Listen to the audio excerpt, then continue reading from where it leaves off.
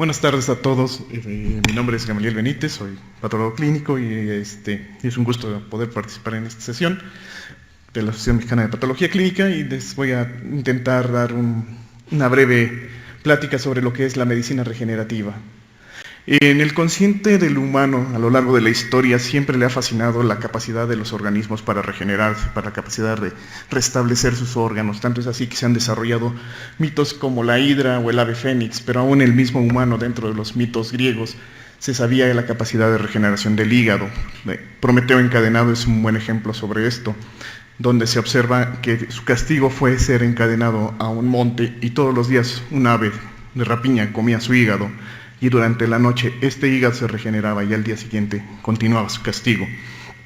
Pero no solamente en las culturas europeas y del resto del mundo, sino también en América se admiraba esta capacidad, siendo Xolotl el representante de la transformación y el cambio, dado que él se rehusaba a morir y para esto constantemente cambiaba de forma.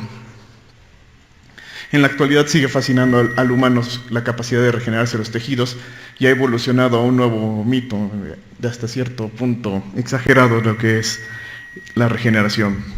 Pero estas observaciones de la capacidad regenerativa se fueron dando en la naturaleza. Existen organismos que son capaces de restablecer completamente miembros totalmente amputados, como son las salamandras, las lagartijas en la cola o, por ejemplo, animales inferiores.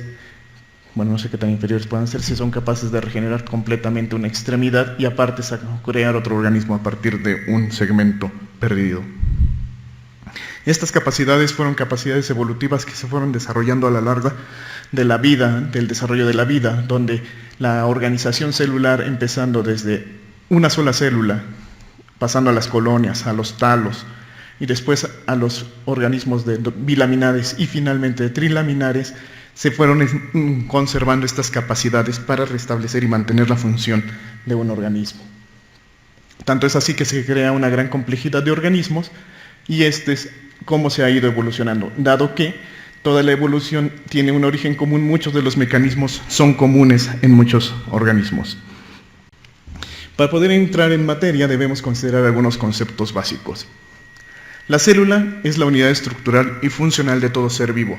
La estructura mínima de todo ser vivo es la célula. O sea, existe un solo ser vivo de una sola célula, como son los protozoarios o las bacterias, o tan grandes como una ballena, pero todos están constituidos por células. Un tejido es una agrupación celular unida o no, que desempeña una o más funciones y es constituyente fundamental del cuerpo humano. Un órgano se constituye por diferentes tejidos que conforman su estructura, su vascularidad, y es capaz de mantener su fisiología de manera autónoma e importante. Por esto es posible extraerlo y trasplantarlo. La biología regenerativa es una rama de la biología que se encarga de estudiar todos los mecanismos que intervienen en los mecanismos de reparación de los organismos que son capaces de regenerar contra aquellos organismos que no pueden regenerar algún tejido. De esta manera, en consecuencia, la medicina regenerativa busca aplicar los conocimientos de la biología regenerativa en el campo de la salud. Por lo tanto, existe actualmente una definición que considera que la medicina regenerativa es aquella que se encarga de reemplazar o regenerar células, tejidos u órganos con el objetivo de restablecer la función normal. Aquí voy a empezar a hacer algunas diferencias, dado que la medicina regenerativa muchas veces se le da de sinónimo la terapia celular y no es necesariamente así. La medicina regenerativa es mucho más amplia e incluye a la terapia celular. La terapia celular considera que es el empleo de células o sus productos para el diagnóstico, tratamiento o paliación de alguna condición clínica. Enfermedades los cuales han sido manipulados o procesados. Este es un punto importante que tengo que recuerden y consideren, dado que en la mayoría de las legislaciones es el por qué se excluye de la legislación que regula la transfusión.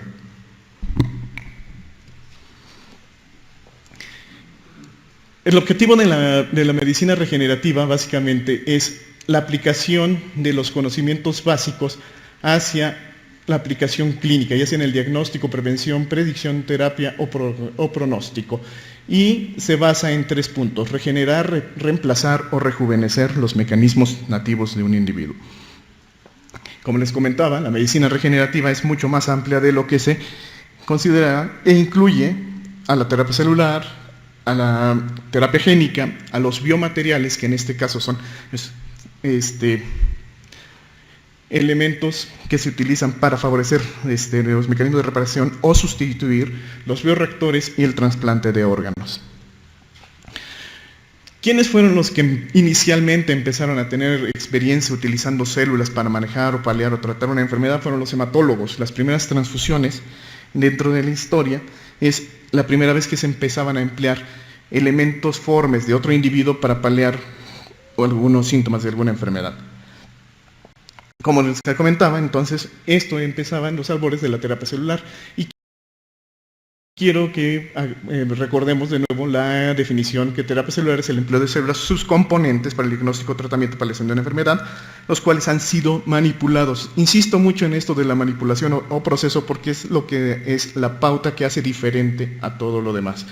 Excluye los productos de transfusión. Los productos de transfusión solamente se captan, se fraccionan y se ponen a disposición.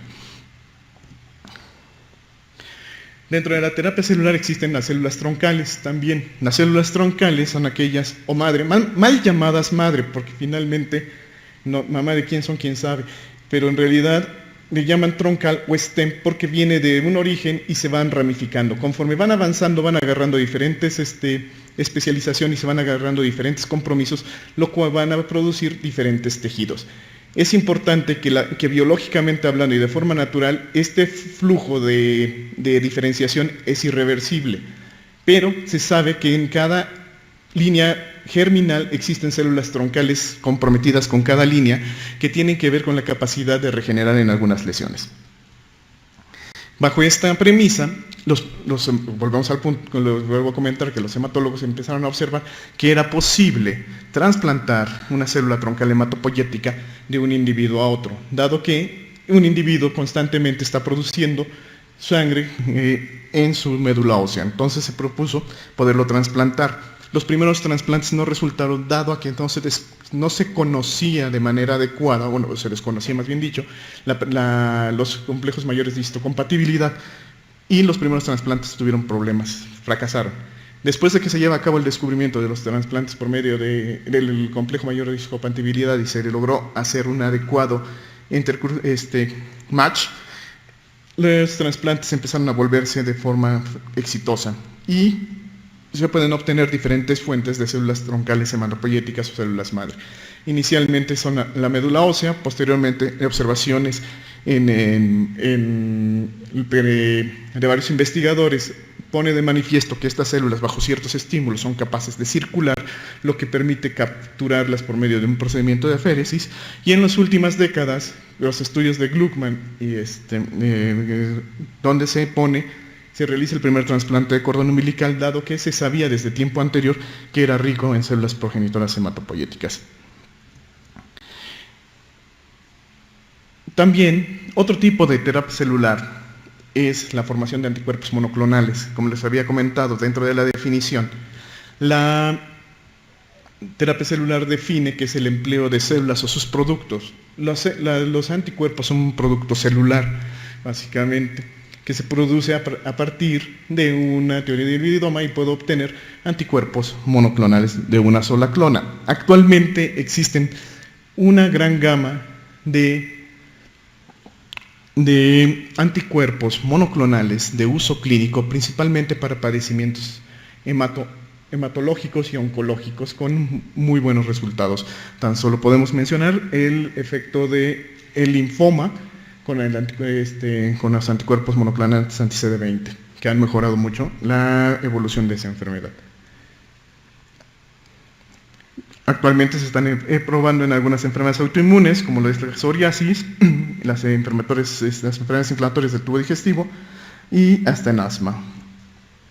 ¿Qué ventajas tiene el uso y empleo de anticuerpos monoclonales? Es que es realmente sencillo estandarizarla y se puede producir en grandes escalas.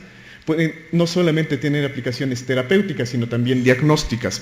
La mayoría de las pruebas que se utilizan como ELISA, se utilizan muchas veces anticuerpos monoclonales.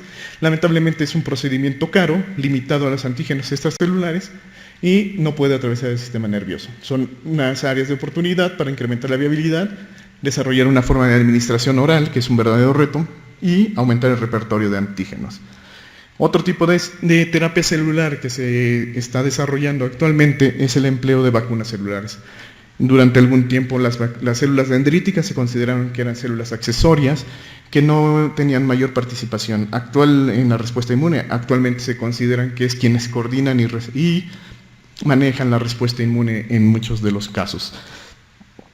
Un ejemplo es, por ejemplo, el trabajo del doctor Rosenbach, donde se empezaron a tratar pacientes con cáncer terminal de diferentes tipos, y el procedimiento era el siguiente. Básicamente se extraía una biopsia o una muestra del tumor y se hacía un lisado y se preparaba con una féresis que se obtenía del mismo paciente y se cultivaba produciendo estimulando a las células para que fueran activas en contra del tumor, y en vitro eran capaces de lisar todo el tumor. Cuando se descubre esto, la mayoría de los inmunólogos pensaban que iban a poder eliminar el cáncer, curar el cáncer. Lamentablemente se enfrentaron a una cosa: aunque en todos los pacientes sí hubo cierta mejoría, no todos fue lo que se esperaba. Hubo resultados de todo tipo, hubo remisiones parciales y en algunos casos no hubo remisión. Lo que sí se pudo ver es que la masa tumoral disminuía, pero no desaparecía. Y ahí la pregunta fue, ¿qué fue lo que pasó? Si en vitro funcionaba de manera adecuada, en vivo, ¿por qué no? En vivo existen mecanismos por los cuales el organismo, hay que tomar en cuenta que un tumor, un cáncer, es un organismo vivo, se defiende y va a producir una serie de moléculas y de respuestas para evadir la respuesta inflamatoria, la respuesta inmunológica, y también va a dar señales de no muerte. Después de esto se continuaron las investigaciones y actualmente en el 2010 se aprobó una vacuna para uso clínico para cáncer de próstata, que está basada en células dendríticas y factor de crecimiento celular, dado que promete buen resultado. Actualmente los protocolos no solamente contemplan utilizar vacunas celulares, sino un conjunto de varias terapéuticas aplicadas al mismo paciente. ¿Qué es esto? Regularmente se debe disminuir el tamaño tumoral cuando es resecable quirúrgicamente, sino por quimio o radio, y además se le debe agregar una vacuna celular. Otro tipo de terapia celular que se ha encontrado en una amplia utilización actualmente es el empleo de manejo de factores de crecimiento o factores. ¿Qué es esto? El objetivo es modificar el microambiente. Si modificamos el microambiente, podemos restablecer la reparación natural de un tejido. Regularmente, este es el ejemplo que pongo, cuando un individuo no tiene ningún problema, y llámese por ejemplo un niño, si ustedes observan a un niño, si se llega a cortar, todos sus mecanismos de reparación están íntegros y regularmente regenera a partir de él mismo. Pero cuando tenemos algún problema ya de comprometido, como sería por ejemplo un tabaquismo, una diabetes, que comprometa toda la microvasculatura, los mecanismos de reparación se ven comprometidos y estos no son posibles de que se establezcan. Por lo tanto, el objetivo es restablecer los mecanismos nativos de reparación, modificando el microambiente para restablecer la lesión. Principalmente uno de los mecanismos que se ve muy comprometido es la angiogénesis, y se han utilizado diferentes técnicas para restablecer estos mecanismos. Entre ellos existen las tecnologías recombinantes. Las tecnologías recombinantes es la producción de proteínas humanas a través de ingeniería genética, y es injertar un gen en una bacteria para la producción de una proteína que nosotros conocemos y hacerla que se reproduzca. Por técnicas de precipitación y una serie de procesos se puede rescatar la proteína y tener las diferentes proteínas recombinantes que actualmente existen. Pero también podemos obtenerla de manera autóloga. Por ejemplo, en el grupo de la raza estuvimos trabajando lo que es la producción de factores a través del plasma rico en plaquetas, que es sumamente útil, y está justificado dado que las plaquetas es una fábrica natural de una serie de factores que van a permitir la reparación de las lesiones. Este fue un trabajo que realizamos en el Centro Médico La Rosa con el servicio de cirugía plástica, donde favorecía, en combinación con piel autóloga o piel cultivada, se favorecía el injerto de los trasplantes. La terapia celular ha ido evolucionando a tal grado que actualmente podemos utilizar ya no solamente sus productos de las células, sino también células, sus cultivos y su expansión. ¿Qué es esto? Células cada vez más manipuladas y más perfiladas de una forma más específica. Dentro de lo más antiguo que tenemos el uso de la piel cultivada o el cultivo de fibroblastos que ya tienen mucho tiempo en el mercado. Actualmente también ya se tienen tiempo y experiencia utilizando células de cartílago, condrocitos en el mercado. Debemos recordar que también actualmente se sabe que cada línea celular puede tener una célula troncal menos diferenciada y mucho menos comprometida, la cual puede dar origen a diferentes tejidos. Esto se puede observar en la cantidad de publicaciones que han ido aumentando, dado que se han encontrado cosas interesantes. Les voy a poner un ejemplo.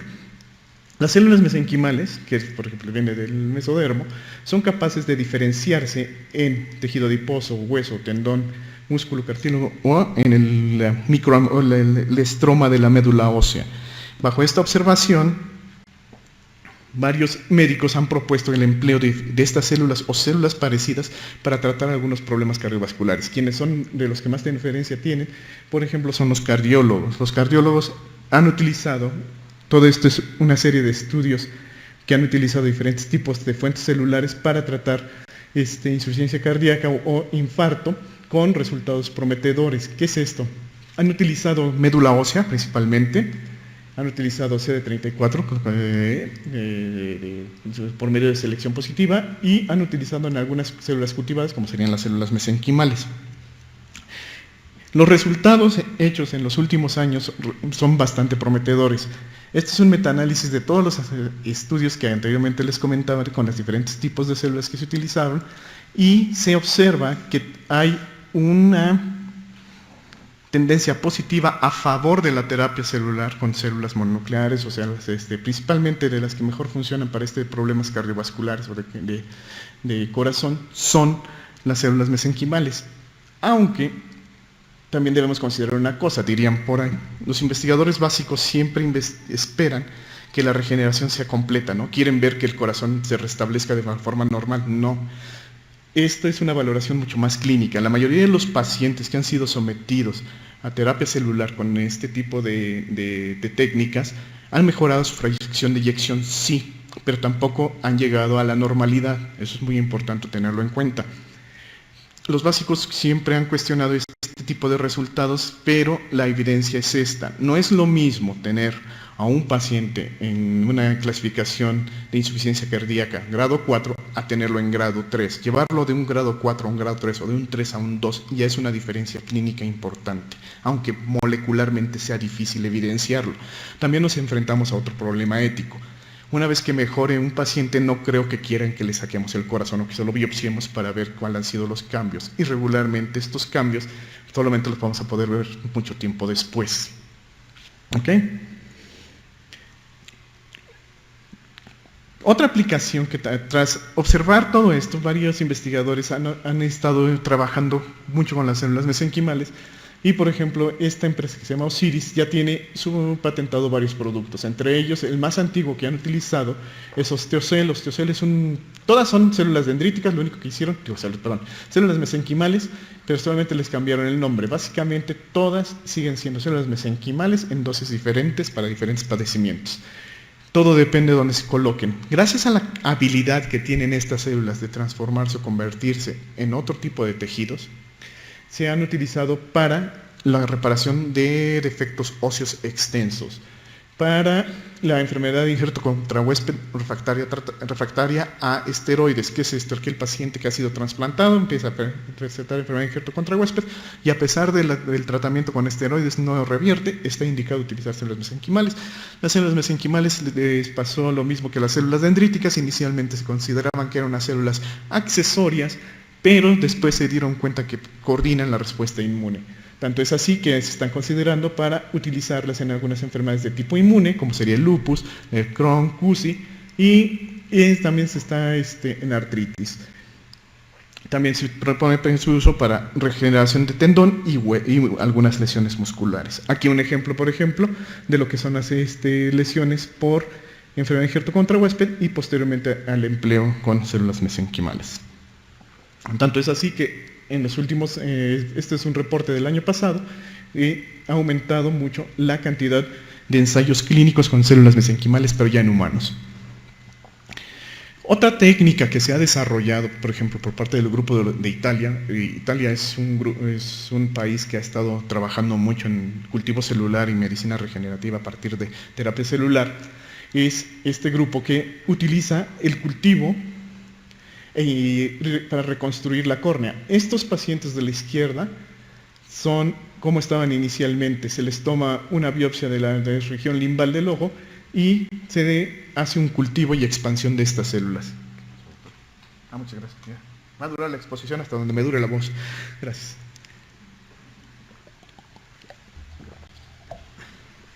Entonces, me quedé que se hacía una expansión de estas células y posteriormente se les hizo un autotrasplante, o sea, se les autoinjertó sus mismas células cultivadas, y estas son el seguimiento en diferentes años, estas a 6 años, estas a 4 años, a 5 años.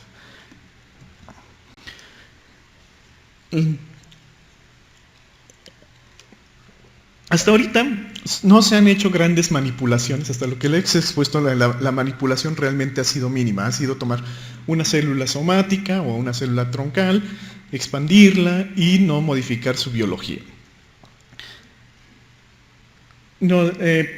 Ahí no terminan las opciones terapéuticas que se están desarrollando en el mundo con este tipo de terapias. Las siguientes terapias implican mayor manipulación, por lo cual implican mayor complejidad y mayor control sobre ellas. La terapia génica es la promesa, y más que promesa es una realidad para subsanar o curar algunos defectos metabólicos donde un individuo nace o carece de alguna proteína que no está en su código genético. ¿Es posible insertar un gen en una célula? Sí, sí es posible, y existen básicamente 2 técnicas. Una es la electroporación y la otra es la utilización de virus o vectores. ¿Qué es lo que se hace? Se inserta con el gen, se prepara el vector con el gen que nos interese, y el virus dentro de su maquinaria, que es de forma natural, es lo que hace, va a infectar a la célula, va a buscar insertar su material genético dentro del núcleo. Utilizando esa maquinaria se inserta el material de interés para nosotros. De los primeros ensayos que se realizaron de terapia génica, se reporta que fue un ensayo de mucoviscidosis para una corte de niños. Los niños se les insertaron virus, se les hizo un cultivo celular, se reinfundieron. Para este cultivo se utilizó un virus para transfectar sus células y convertirlas en células productoras de alfa-1 antitripsina, y se les reinfundían.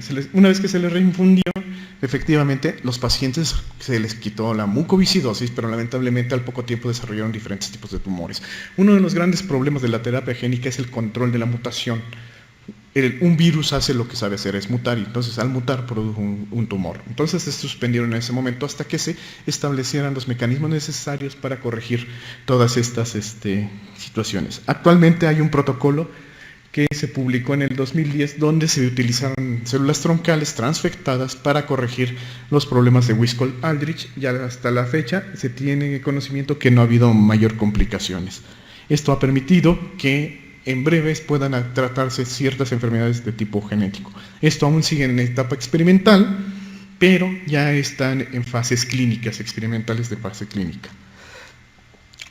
Como pueden ver, si somos lógicos, las células troncales embrionarias son las mejores células para utilizarlas para una terapia celular o para reparar algún daño. ¿Por qué? Porque están poco diferenciadas y se pueden transformar en cualquier órgano o tejido.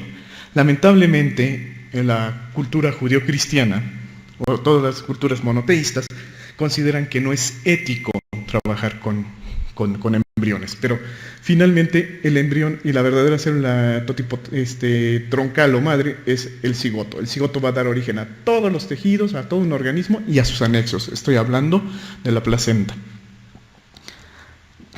Otra opción de poder obtener tejidos embrionarios podría ser utilizando técnicas de clonación, que tampoco es ético.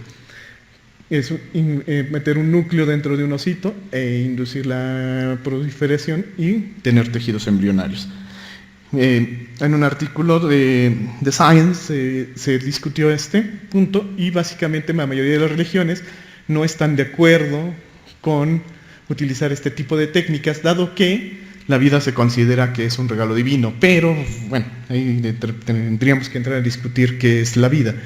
La Iglesia Católica no lo permite, los musulmanes no lo permiten, los judíos no lo permiten, y los que no tienen realmente problema con la ciencia en muchos aspectos es la religión budista. Los budistas realmente dicen que no hay tanto problema mientras no se busque hacer un daño. Tras enfrentarse en la comunidad científica a este problema y dilema ético de no poder trabajar con la mejor fuente de células troncales, se plantearon la pregunta, bueno, si todos los organismos vienen de una célula, de un cigoto y se convierten en una gama de tejidos, es posible, y cada célula que tiene un individuo tiene la misma información de esa célula original, ¿no será posible hacer una célula troncal a partir de una célula adulta? Y sí, efectivamente, sí es posible. Si uno modifica el microambiente de estas células, diciéndole a la célula, oye, se extrae la célula y se le pone en un medio donde todo el ambiente simula su estado embrionario, la célula se va a comportar como una célula embrionaria y se empieza a transformar en una célula tipo embrionaria. Así es como se conoce. ¿Qué ofrece este tipo de células o este nuevo fuente de células? Estas nuevas fuentes de células troncales inducidas pluripotentes ofrecen varias cosas que suenan muy interesantes. Obviamente, mucha gente le ve aplicaciones clínicas. Lamentablemente, no es la principal y finalmente todavía nos encontramos un poco lejos para poder llegar a ese punto. Pero de entrada, lo que son para estudio de descubrimiento de mecanismos fisiopatológicos o para diagnóstico son una realidad. Podemos encontrar e individualizar padecimientos muy raros, podemos crear quimeras para probar fármacos. ¿Qué es esto? Hoy lo que nos permitiría, y ahorita les pongo otra diapositiva que expresa mejor esto, agilizar la validación de el proceso de autorización y uso de muchos fármacos. Para el uso terapéutico existen varios problemas que se tienen que definir o resolver, la seguridad y la eficacia. Uno de los grandes problemas que tienen las células inducidas, pluripotentes inducidas, es que pues ya están pervertidas, son medias degeneradas las condenas porque finalmente ya tuvieron una vida. ¿Qué es esto? ¿Qué quiere decir esto? Ya tuvieron un compromiso y se convirtieron en algo. A lo mejor era un fibroblasto, a lo mejor era un hepatocito. Si yo la desdiferencio, va a empezar a comportarse como una embrionaria, pero siempre existe el problema de que tenga memoria. Y esta memoria puede evolucionar a que de nuevo, al sacarla de ese ambiente, tienda a regresar a ser un fibroblasto o a ser un hepatocito. Otro problema es que se utilizan oncogenes y se va a inducir la proliferación celular. Cuando uno cultiva células y por cada expansión que se tiene en una célula, siempre se aumenta el riesgo de tener mutaciones y tener cáncer. Entonces, ese es de los dos grandes problemas que se tienen. Ahora, el tercero es que no se transforme, pero que tampoco sirva, que funcionalmente, aunque parezca una célula de otro tejido, puede hacer que no funcione. Mientras no se logren superar estos tres obstáculos, difícilmente se van a poder utilizar para uso clínico, pero sí pueden utilizarse para otro tipo de estudios, como son para el estudio de enfermedades raras. Imagínense tener cortes ya cada vez más grandes de padecimientos más raros, y lo que es más importante y le interesa mucho a la industria farmacéutica, la inversión y el tiempo que se necesita para producir un nuevo fármaco, utilizando los protocolos estándares que actualmente se utilizan en el mundo, implican mucho dinero, mucho tiempo, probablemente le puede llevar a la quiebra a alguna empresa. Con este tipo de células se abaratan los costos y el tiempo. ¿Por qué? Porque puedo probar sin utilizar ratas ir directamente a un tejido humano los fármacos y ver los efectos deleterios. Puedo personalizar el fármaco para ciertas poblaciones. Puedo observar cómo se va a comportar en realidad en un organismo humano. Esto eliminaría la parte de utilizarlo en ratitas o en ensayos preclínicos en animales, lo que sería un beneficio tanto para los pobres animales como para la empresa, dado que podría empezar a utilizarse. Se puede individualizar y también permitiría suspender estudios de fármacos los cuales se observarían que serían tóxicos o potencialmente peligrosos. En resumen, podemos observar que las plataformas para la medicina regenerativa, hablando de células, pueden ser desde los tejidos embrionarios, las inducidas o de diferente fuente. La medicina regenerativa se apoya en otras áreas, como sería la nanotecnología, la ingeniería de tejidos, biomateriales, matrices extracelulares, física, matemáticas, informática, imagenología, entre otras. Y pues les pongo un ejemplo siempre para quien me diga que el que se meter a estudiar medicina no iba a ver matemáticas, pues nada más que viera esto. Este es un artículo que habla cómo se dan las mutaciones de las células troncales. Es un modelo matemático para predecir cómo se comportan, pero bueno. Ahora, otro punto que resulta sumamente importante es que a nivel mundial esto ya es una realidad y existe una regulación bastante estricta sobre el manejo de este tipo de productos. La Comisión Europea les llama tiene su guía para la producción de humanos, productos medicinales derivados de humanos, y la FDA tiene también su equivalente, lo que ellos llaman son los requerimientos para células, tejidos y productos basados en tejidos para uso terapéutico. Son los centros más reconocidos, o sea, estos son los lugares en el mundo donde regularmente se está bien establecido que se realiza medicina regenerativa y terapia celular de manera adecuada. Los rojos son los que están bien establecidos, obviamente Australia, Japón, el norte de Europa, el Norteamérica, y los emergentes que resultan bastante interesantes por parte de Brasil, Sudáfrica, China y la India. ¿Qué es lo que se necesita para poder empezar a trabajar sobre todo esto? Es el desarrollo primero de un biobanco. Los biobancos van a poder garantizar las buenas prácticas de manufactura. Este es, por ejemplo, el ejemplo del Centro de Medicina Regenerativa y Terapia Molecular de la Universidad de Kioto de Japón, donde está establecido, y aquí están sus buenas prácticas de manufactura, que están como parte, que es una condición sine qua non, no se puede llevar a cabo si no se tiene validadas las buenas prácticas de manufactura, ya que van a ser lo que van a garantizar la adecuada producción y aplicación de un producto. También existen las guías de la Asociación Internacional sobre Células Troncales que consideran exactamente lo mismo. ¿Y qué objetivo llevan estas buenas prácticas de manufactura? Llevan básicamente garantizar que el producto que se entrega a un paciente va a ser seguro y no va a producirle más daño. ¿Qué debe tener?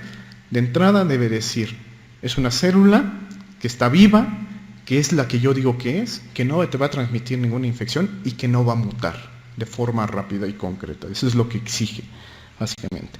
México tiene algunos problemitas. México ante la imagen internacional no es muy bien visto, dado que carecemos de una legislación clara sobre células troncales. Hay mucha gente que dice que hace medicina regenerativa y terapia celular y no hace referencia a nada de lo que hemos platicado. El ejemplo es muy simpático porque finalmente, si consideramos que los dientes, esto es una verdad a medias. La médula de los dientes efectivamente sí tiene células troncales, pero la pregunta es, ¿para qué me van a servir esas células troncales? Son muy poquitas. Para una lesión difícilmente me van a servir. 2, si las quiero expandir, aumento el riesgo de tumoricidad, de que muten y que pueda trasplantar un tumor o un cáncer. Entonces, pero no tenemos ninguna legislación en México que permita decirle a este grupo de personas, decirle, oye, ¿qué estás haciendo? Pero eso sí, lo que no es prohibido es permitido. Sí está permitido que lo puedan congelar y han comercializado con ello. Por lo tanto, lo que urge en este momento es implementar una legislación, desarrollar la figura del biobanco, que ahorita pues voy a hablar un poquito más de lo que es, y establecer regulaciones de importación. ¿Por qué? Porque también se está dando que están empezando a importar células para utilizar tratamientos cosméticos y quién sabe de dónde vengan, porque luego son hasta células de cochino, vaca o algún otro organismo. El responsable del área definitivamente debe ser un médico con preparación en biología general, celular, molecular, inmuno, genética. Debe saber todo lo que tenga que ver con los controles de calidad y estándares internacionales, criopreservación y metodología de la investigación clínica. Si no sabe de esto, mejor que ni se meta. ¿Por qué? Porque tendrá que tomar decisiones clínicas y validar sus procesos. Y tendrá que supervisar a un equipo altamente calificado, que obviamente van a ser biólogos, genetistas y todo esto. Yo considero que es un área de oportunidad para el patólogo clínico, dado que parte de su gran formación como médico en patología clínica, como decía en el laboratorio, implica todo esto. Y finalmente lleva una gran ventaja porque el campo de donde se desenvuelve un patólogo clínico tiene que ver con todas estas áreas. Los biobancos son aquellos centros que se encargan de la recolección de muestras o especímenes con diferentes objetivos. Pueden ser para mantener humanos, o sea, pueden ser humanos, microorganismos, para tener un stock genético o alguna investigación básica, para investigación biomédica, como un archivo médico para enfermedades raras, para tener material para estudios posteriores. Los terapéuticos, que inicialmente no eran tan grandes, por ejemplo eran los de cordón umbilical, médula ósea, pero que poco a poco cada vez van a ir creciendo más, como son los de órganos y células troncales. Los forensicos, los de forenses y los que se utilizan como museo.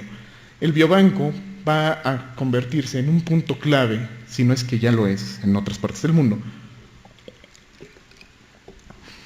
para la atención integral de un paciente. ¿Qué es esto? El paciente se encuentra en el área azul, el desarrollo de las ciencias básicas acá, y en medio es donde se va a llevar a cabo la intervención del biobanco. Y aquí es donde se integran todos los tratamientos del conocimiento y se establece un tratamiento integral.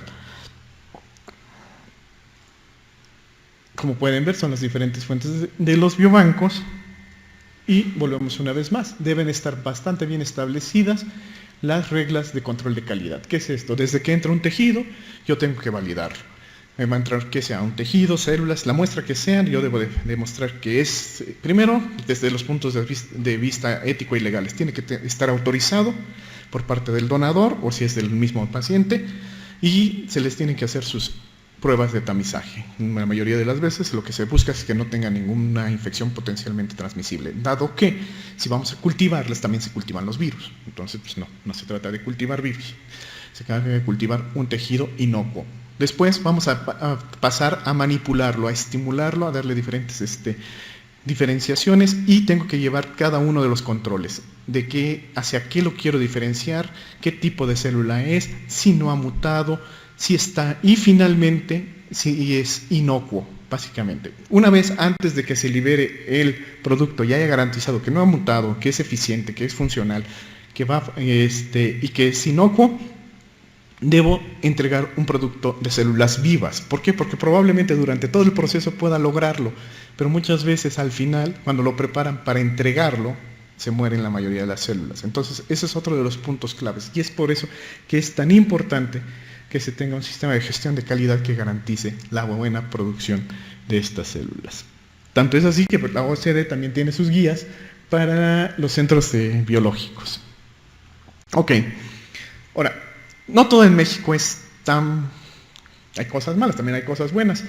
Este es el grupo de La Raza, en colaboración con el grupo del doctor Mayani, aquí del Hospital de Oncología, donde se ha puesto de manifiesto que esta nueva forma de trabajo funciona bastante bien. El Banco de Cordón Umbilical, que se fundó en el 2005, lleva cerca de 60 trasplantes y tiene una formación, una idea muy parecida a lo que yo les había comentado. Tiene un sistema de gestión de calidad que les garantiza el proceso y conservación de las células y un estrecho contacto con las ciencias básicas y los clínicos.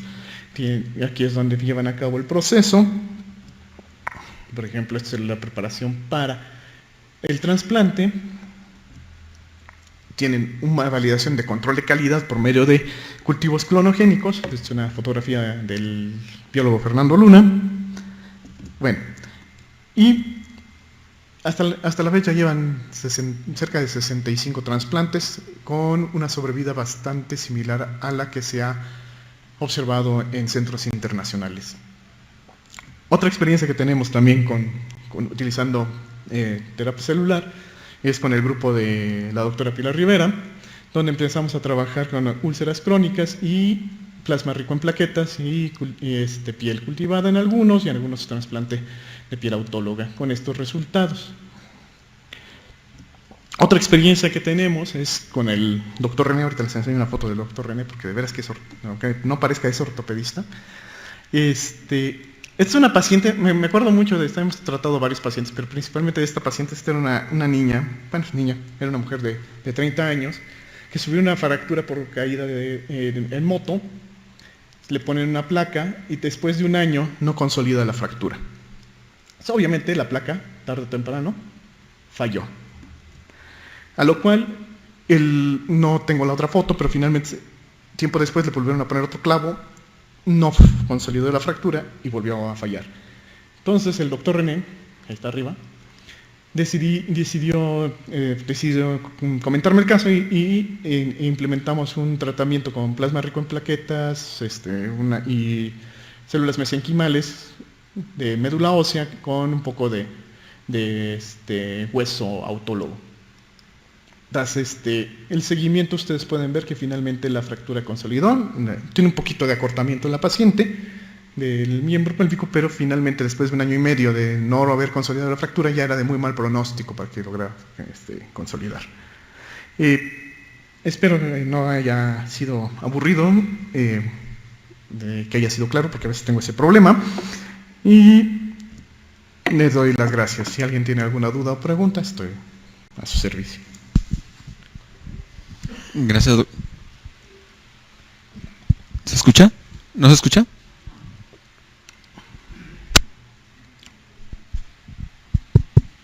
¿Tiene alguna pregunta? Ya se escucha. Gracias.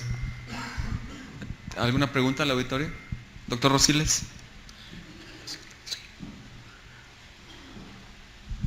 Gracias, muy amable. Doctor Gamaliel, gracias por esta oportunidad. De alguna forma quiero presentar una especie de opción. Cuando no se tiene acceso a las células troncales, se pueden empezar a fabricar las células a nivel de cultivo de tejido de todos los componentes del mismo tejido. ¿Hasta dónde es eso posible como una especie de reemplazo y no tocar este álgido tema de las células troncales?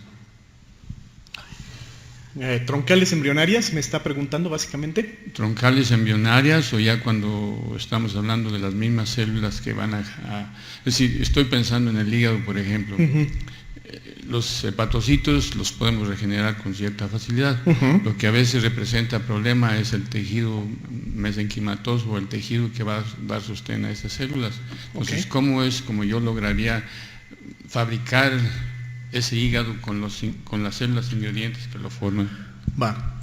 Es una muy buena observación y es una muy buena pregunta. El doctor acaba de tocar la llaga que ahorita se están enfrentando todos los investigadores que se dedican a medicina regenerativa. Producir un tejido de cualquier índole actualmente es factible. El tejido que usted me pregunte se puede obtener. Páncreas, hígado, cerebro. Es más, el cerebro se regenera, ya está demostrado. Que se regenere muy lentamente es otro problema, pero sí se regenera. Es la tercera dimensión. ¿Qué es esto? La tridimensionalidad. Si ustedes recuerdan, dentro de las definiciones que estuvimos platicando, el tejido, la siguiente escala evolutiva es el órgano, y el órgano mantiene su vascularidad y su integridad fisiológica de manera importante, a tal grado que se puede trasplantar. La mayoría de los investigadores tienen el problema precisamente de eso, de cómo poder llevar a cabo la creación de un órgano. La tercera dimensión se está llevando a cabo a partir del trabajo con matrices extracelulares o scaffold, que le llaman regularmente en la literatura internacional. Están a punto de lograrlo, pero sigue siendo el reto. Crear el órgano como tal para reemplazarlo. Porque en algunos tipos de lesiones, por ejemplo las hepáticas, se podría reinfundir algunas células. Sí se pueden infundir, por ejemplo, las mesenquimales. Hay protocolos donde los pacientes con cirrosis se les reinfunden células mesenquimales y mejora su función. El único problema es que el hígado está tan dañado y el microambiente está tan dañado que también ese daño se ve llevado hacia estas células también. Aquí la indicación es reemplazar el órgano. El problema es crear el órgano completo. Y ese es el punto en donde ahorita todos los médicos que se dedican a la medicina regenerativa terapia celular, están trabajando para lograr crear el órgano. El tejido ya no es tanto problema. No sé si me di a entender.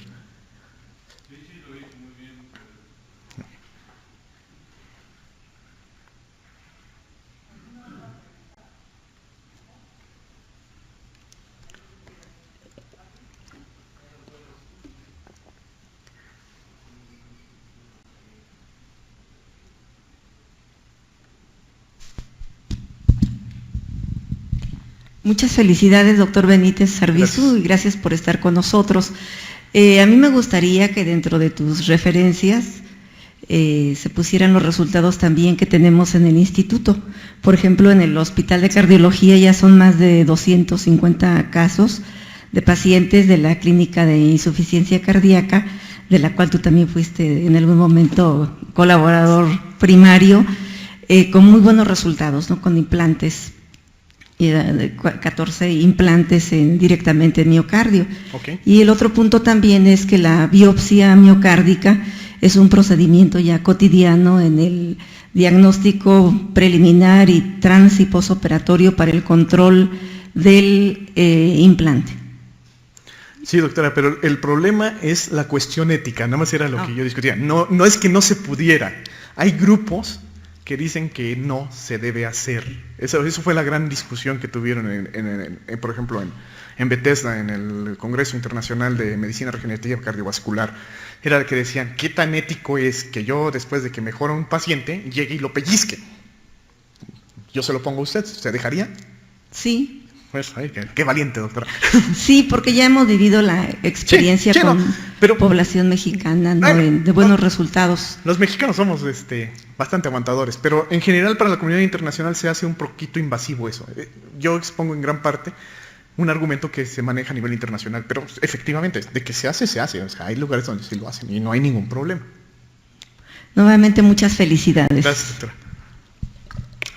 Gracias, doctor Escamilla. ¿Alguna otra persona?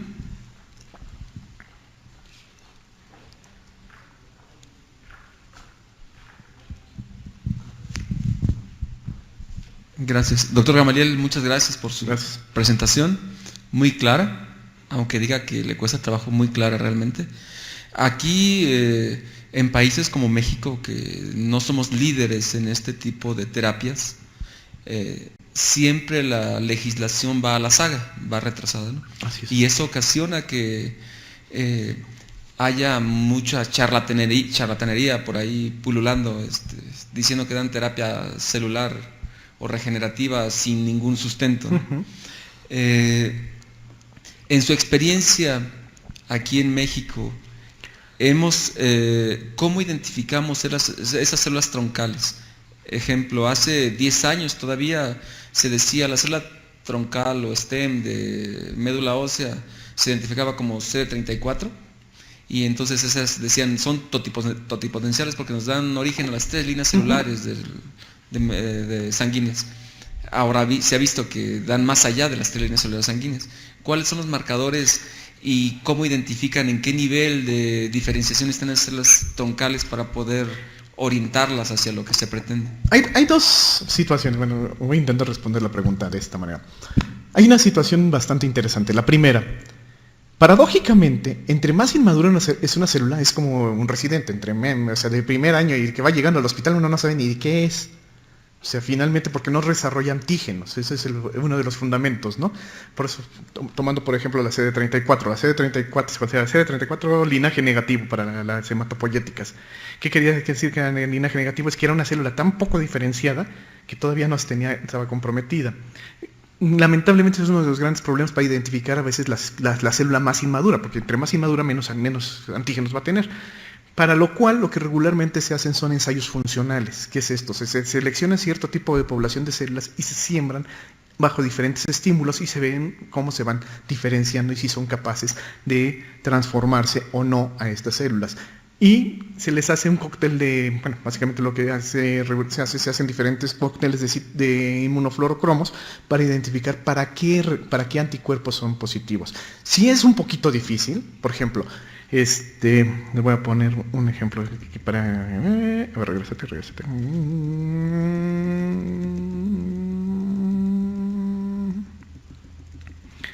De los que les comentaba de las células mesenquimales.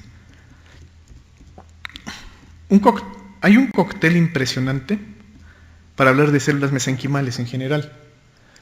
Es difícil saber exactamente por puro inmunofenotipo quién es la célula mesenquimal, aunque se sabe perfectamente bien que tienen ciertos marcadores fijos, por así llamarlos, y algunos a los cuales deben ser negativos. Entonces, en base a de que esa población que tiene estos marcajes lo pongo en un cultivo funcional, que esa es otra de las prácticas de buena manufactura que me tiene que entregar alguien que se dedique a terapia celular. Por ejemplo, alguien que se dedique a terapia celular me tiene que entregar cuando yo quiera, como yo clínico, digo, yo quiero que me des unas células mesenquimales. Bueno, ya te las doy, te doy tu tubo ahí lleno de células. Ajá. ¿Cómo sé que lo que me estás dando es lo que dices que es? Te tengo que entregar, ahora sí que toda la papelería, ¿no?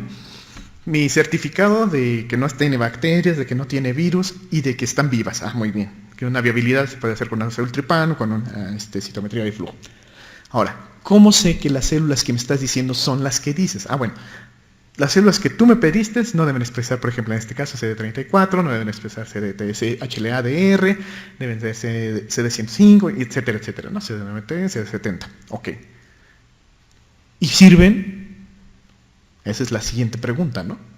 Bueno, yo una alícuota de ese lote tengo que establecerlo en cultivos de diferenciación para demostrar que lo que te estoy entregando es lo que realmente se supone que debe ser. Y esa es la forma en que se controla en estos casos la identidad y destino de las células troncales. Ok, muchas gracias. Yo, doctor, te agradezco mucho que hayas venido, excelente como siempre en tus presentaciones. Quiero hacer una pregunta, porque médicos y gente del público dicen, me estoy pagando para que me conserven mi cordón. Y le digo, ¿su cordón? ¿No será su cantidad de sangre?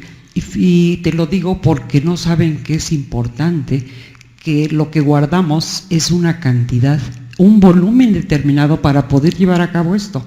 Entonces, cuando me dicen que es un cordón, no entiendo, doctor. Y te quiero preguntar, ¿cuál es el volumen actualmente para que me sirva lo que yo estoy guardando? Ok, bueno. Son varias preguntas al mismo tiempo, doctor. Pero en primer lugar, la conservación de sangre de cordón umbilical de forma autóloga a nivel mundial se está pugnando porque desaparezca. Porque la probabilidad, dado que se llegue a necesitar un trasplante para una enfermedad de estas células, es baja, en primer lugar. El segundo argumento es muy sencillo. Si yo las conservo y desarrollo, por ejemplo, las indicaciones, la mayoría de las veces de trasplante de cordón umbilical son para enfermedades hemato-oncológicas, leucemias, básicamente. Si yo desarrollo una leucemia, el daño genético que me propició que desarrollara este padecimiento son las mismas células las que tengo guardadas. Entonces, existe gran probabilidad de que una vez que se realice el trasplante, recaiga. Es la segunda razón por la cual tampoco se ha estado pugnando porque no se guarde el cordón para uno mismo. Ha habido grupos que están discutiendo que puede ser una fuente rica para otro tipo de terapias. Sí, pero en un momento dado también puedo obtener otras fuentes mucho más accesibles y mucho más baratas. Bueno, eso con respecto a lo que me comentaba. La otra pregunta. Supongamos que sí vaya a funcionar. Pero no es lo mismo que yo tenga 5 años y desarrolle una leucemia, que cuando pesaba 10 kilos, 15 kilos. Ahorita que peso cerca de 100 kilos. La dosis no me va a alcanzar para la dosis de volumen. ¿Ok? Y la tercera, que tiene que ver relacionada con esto. El volumen, entre más grande mejor, pero para un trasplante aproximadamente de 15-20 kilos se necesitan 85 mililitros. Entonces, bajo todas estas premisas previas, es difícil decidir si conservo o no mi sangre de cordón umbilical. En un momento dado lo más adecuado es donarla, ¿no? Porque probablemente le vaya a servir a otra persona. Y es más, las guías internacionales recomiendan que el trasplante se realice con una persona no parentada para favorecer el efecto de injerto contra leucemia, que eso es un mecanismo por el cual también mejora la respuesta al trasplante. No sé si le contesté eso.